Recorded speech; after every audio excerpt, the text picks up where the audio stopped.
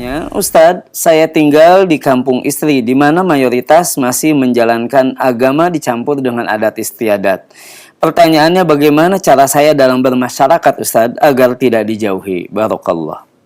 Eh, kita berusaha ya yang mengedepankan keridhaan Allah Subhanahu wa taala dengan tetap memperhatikan nilai-nilai sosial yang ada di masyarakat ya. Eh, Kalau memang ternyata mereka melakukan adat istiadat yang tidak syar'i, kemudian kita diajak ya. Terkadang yang tidak syar'i tersebut nyerempet ke kesyirikan, terkadang nyerempet kepada kebid'ahan, maka jangan kita lakukan. Tetap kita ramah tamah dengan mereka karena kebanyakan masyarakat tidak ngerti. Mereka menyangka itu hak, mereka itu menyangka itu benar. Kalau ada yang tidak melakukannya disangka aneh. Ya, saya juga dulu begitu. Ya, kehidupan di kampung seperti itu tiba-tiba ada orang mengatakan tidak boleh, ini saya heran. Kaget ya. Sebagaimana para sahabat dahulu, mereka biasa tidak melakukan sesuatu, tiba-tiba ada yang melakukan, mereka juga heran. Seperti kisah Abu Musa al-Asy'ari ketika bertemu dengan Ibnu Mas'ud, ya, melihat ada orang berzikir rame-rame di masjid dengan bawa kerikil, sabbihu mi'ah, bertasbih 100 kali, halilu mi'ah, 100 kali bertahlil rame-rame, ya. Maka dia heran. Sahabat begitu, ini heran, ini tidak ada di zaman Nabi melakukannya. Para sahabat maka dia heran, dia tanya kepada Ibnu Mas'ud. Tapi Ibnu Mas'ud akhirnya mengingkari ya.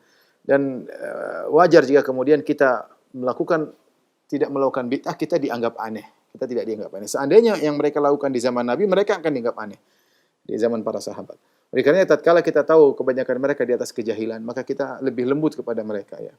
Caranya dengan cara yang baik, tetap untuk acara-acara mereka tidak kita ikuti, tapi tetap lemah lembut, kita ramah. Kalau ada acara misalnya kerja bakti, kita bareng-bareng sama mereka. Kalau ada acara-acara sosial, kita bantu mereka. Sehingga mereka tahu bahwasanya kita ini bermasyarakat. Cuma pada hal tertentu kita tidak mau. Ya.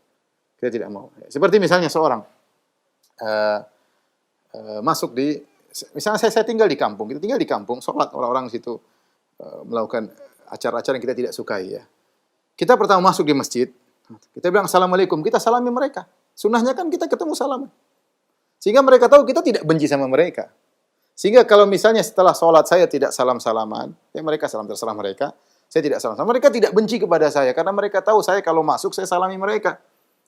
Maksudnya saya senyumin mereka, salam gimana Pak, tanya kabarnya, saya ngobrol sama mereka. Nanti pas acara yang mereka lakukan saya tidak ikuti, mereka tidak marah. Ya.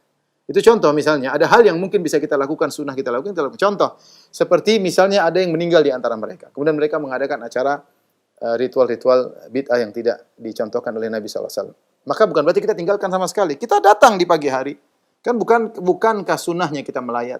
Bukankah sunnahnya kita membantu orang yang sedang berduka cita? Ya kita datang, bukan pas acaranya. Pas acaranya kita datang, tapi kita datang sebelum acara, atau kita datang setelah acara selesai. Kita kasih bantuan, kita bela sungkawa, menunjukkan kita perhatian. Selama kita bisa menjalankan sunnah, ya kita kerjakan. Kalau ternyata harus terjebak dengan acara-acara yang ritual yang tidak benar, maka kita tinggalkan. Dengan cara yang baik, dengan senyum, dengan lemah lembut, tidak perlu kasar-kasar, karena kebanyakan mereka tidak ngerti. Ya, kebanyakan mereka tidak ngerti, sebagaimana kita juga dulu tidak ngerti.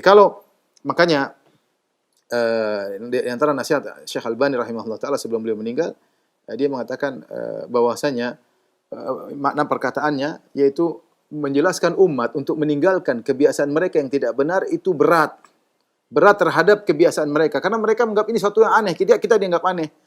Nah, kalau tugas kita sudah berat, jangan dibumbui lagi dengan sikap yang kasar. Ya, jangan dibumbui lagi dengan sikap yang kasar. Maka tugas berat yang kita lakukan agar menjelaskan umat tentang tidak boleh terjerumus dalam bid'ah dan kesyirikan, ini berat bagi mereka karena tradisi yang mereka lakukan. Maka kita harus jelaskan dengan cara yang lembut, apalagi kita interaksi dengan mereka dengan senyum, dengan kebaikan, agar mereka bisa menerima.